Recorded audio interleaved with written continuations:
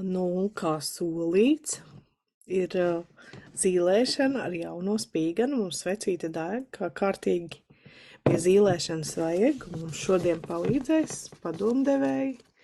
9 palīgi, 9 padomdevēji, 9 lieliski spīganas autori, kuri tad arī izlems patiesībā kārtas. Mana roka izlems, kas kuram ir padoms no kurš varētu iegūt ieteikumu nākamajam posmam. Un posms ir līdz nākamās spīganas iznākšanai. Un nav ko tur ilgi žāvēt. Šis ir izdevums, ar kuru mēs zīlēsim. Atceries savu numuriņu. Un tagad mēs runāsim par vieninieku. Vieniniekam padomu dos Aija Trofimova. Ekstrasens, rituālās maģijas praktiķe, interesanta lektore, iespējams, tu kādā viņas rīkotajā sieviešu nometnē esi bijusi. Tātad Aija dod padomu vieniniekam. Par ko šajā numurā redzamais Aijas raksts? Par to, kāpēc veiksmes rituāli nestrādā. Iespējams, ka tev arī ir jāpadomā, kas ir tas, kā tu savā ziņā pretdarbojies savai veiksmei šā perioda, ko tu dari mazliet garām, un, piemēram, citātu izvēlos, izpēti, kura reliģija vai ticība sasaucas ar tavu dvēseli, un tikai tad veic rituālu. Ja reliģija sludina, ka dzīve ir jādzīvo mokās, nožēlā un nabadzībā, tad veiksme pēc šī Grigora domām ir svētlaime pēc nāves. Jā, tas ir diezgan svarīgi, kas mūsu pasaules uzskatu veido. Es negribu kādu reliģiju celt citas priekšā vai teikt, ka neviena nav gana laba, bet tā, ar kuru mēs ikdienā dzīvojam un kurus svētkus mēs svinam, ko mēs par savām vērtībām turam, lielā mērā arī ietekmē priekšstatu par veiksmi. Un tad padomā par to, kā tavu priekšstatu par tavu veiksmi ietekmē tava reliģija. Divnieciņš. Padoms no zintnieka Māra Pelēkā. Mūsu pastāvīgais autors, zintnieks Māris Pelēkais, ir unikāls ar to, ka viņš ir cilvēks enciklopēdija. Viņam galvā ir, manuprāt, neaptverams apjoms zināšanu, un viņš labprāt arī ar tām dalās, un šajā numurā tu vari iepazīties ar vēlmju karti.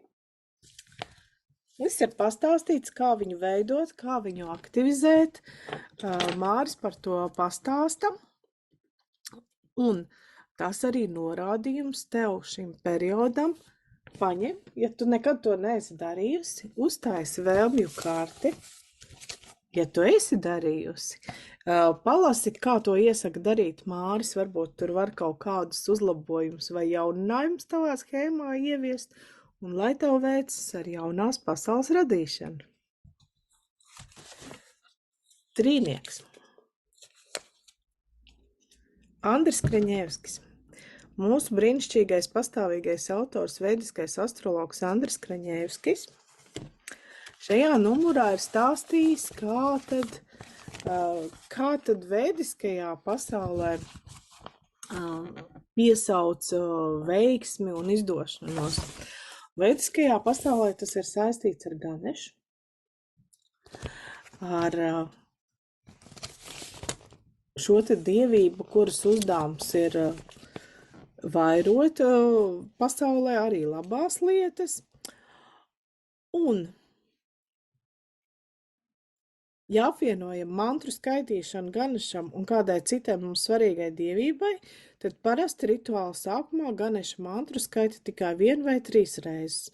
Protams, to var darīt arī 108 reizes, tas vairāk atkarīgs no tradīcijas un situācijas. Nu ko, par mantru skaitīšanu. Iesaku tev izmēģināt. Šeit arī ir Ganeša mantra uzrakstīta. To tu izlasīsi, iegaumēsi, pārrakstīsi varēs izmēģināt. Es pašlaik esmu arī mantru skandēšanas ciklā. Man iet kādā šķiet 14. diena. Mans cikls ir 40, bet tu vari izvēlēties arī savu šo 21 dienas skandēšanu vai kā nu tev liekas pareizi un kas ar tevi rezonē. Tātad izlasi par šo dievību. Izlasi, ko Andris par to saka, un lai viņi tev palīdz. Četrnieks.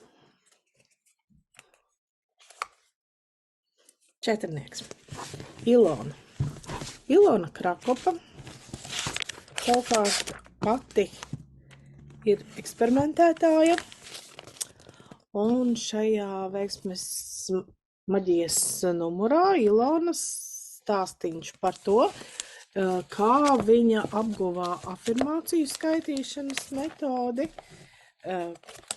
kādi tur ir tie nosacījumi un kā viņai ar to veicās. Te ir arī daži afirmāciju veidošanas paraugi, ko tu vari papildināt ar savējo. Un tā tad izdomā afirmāciju, kas tev noderētu. Un piestrādā pie tā regulāri. Dari to tā, kā Ilona šeit ir aprakstījusi. Un, jā, būtu interesanti dzirdēt, kā tev ar to veicās. Piecinieks.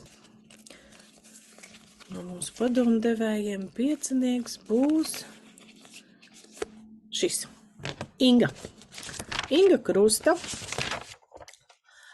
savulaik pastiprināti pētījusi dažādas psiholoģijas un apzinātības tehnikas, arī coachingā ir apsildījusi, tā sacīt, degunu un ir nonākusi pie secinājuma, ka bieži vien mēs sevi ļoti labus nodomus uzstādot, paši novārdojam uz pilnīgi pretējo pusi, tā kā ar mīnusu zīmi.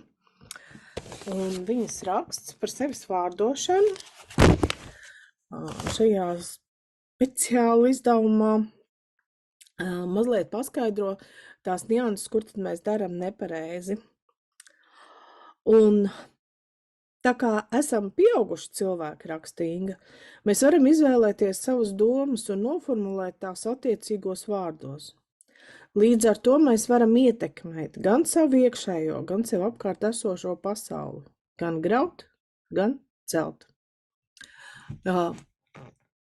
Iespējams šis padoms vai šis citāts pieciniekam iekrita tāpēc, ka piecinieku māca šaubas no sērijas, ko gan es tur varu, es tur maziņš cilvēciņš, kā jau nu zvaigznēs būs rakstīts, tā arī notiks, vai arī visu manu dzīvi tik un tā bīda vīrs, sieva, priekšnieks, valdība un pasaules ļaunīši, bet ieteikums, ko mēs šajā zīlēšanā iegūstam no Ingas ir nē. Es pieaudzis cilvēks, tad tu pats vari ietekmēt ļoti daudzas lietas, kā minimums izvēlēties, ar kādiem vārdiem tu apraksti savu dzīvi un sevi. Sešnieks. Jana. Astropsiholoģija Jana Reķe bieži vien raksta tādas ļoti nopietnas tēmas, un šis raksts, kas tapa Spīgadai, ir īstenībā saistīts ar reāliem notikumiem, par ko es varbūt arī ielikšu sižetu kādreiz Spīganā par to, ka cilvēki pie astrologiem, tā skaitā pie Janis, tā skaitā pie manis, dažkārt un nereti nāk ar tādu pilnīgu pārliecību, ka kāds viņu veiksmi ir noskaudis, nobūris, nobrīnējis, uzlicis lāstu vai kā citādi izpildījies augsti kvalificēti okultistu stilā. lai tad apgrieztu visus ceļus un saliktu visus sprunguļus visos riteņos.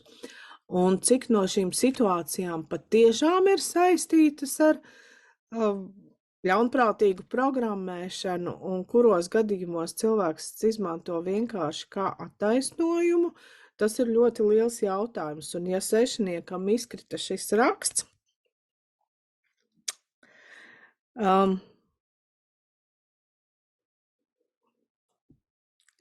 tad es citātu piedāvāšu šo.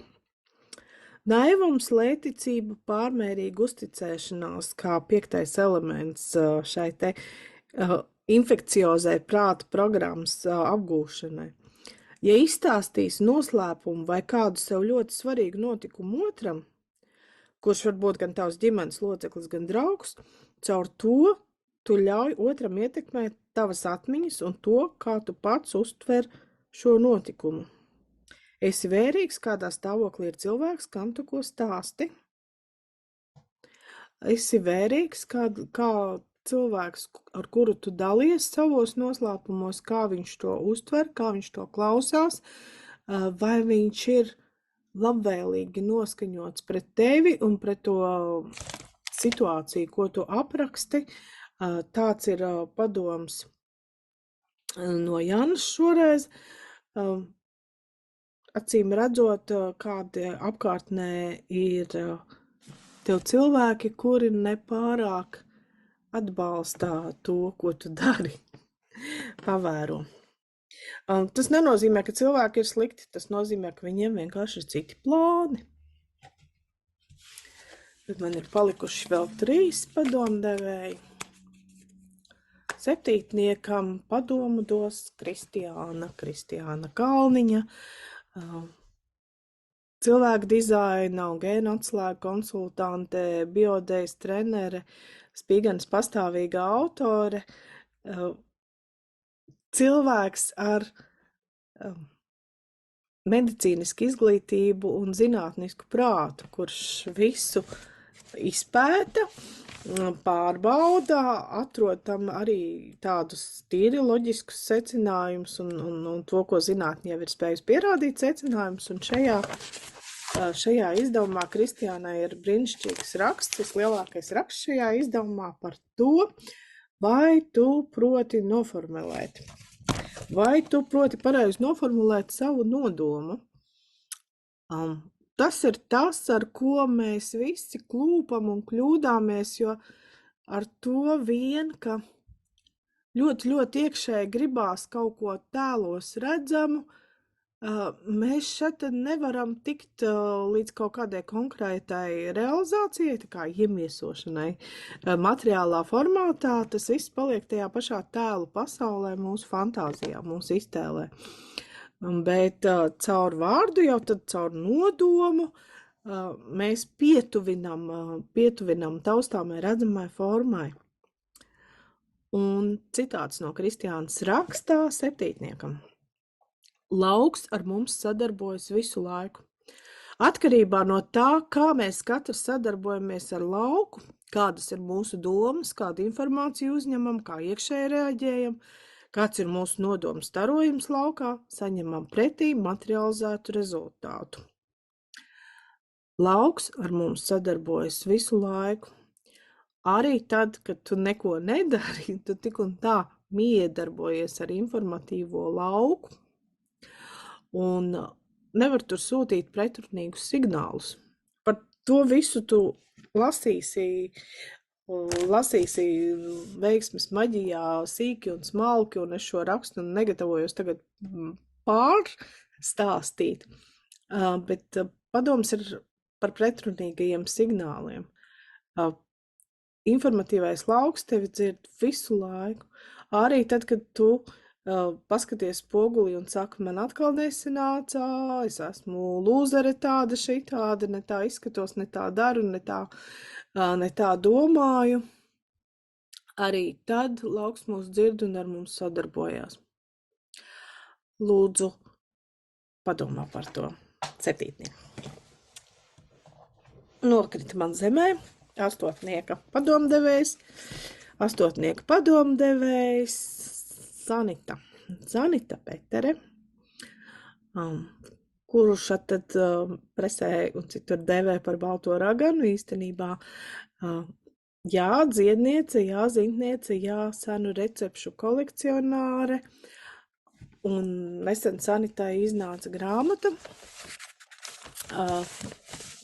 ļoti, starp citu, interesanta grāmata, es īsā laikā izlasīju, saucās Raganas dialogs ar Dievu. Lūk, un no Sanitas mums ir vesela kolekcija ar rituāliem un vārdiņiem, kas ir domāti, protams, veiksmē, ne jau velti viņu veiksmes maģijas speciāli izdevumā ir.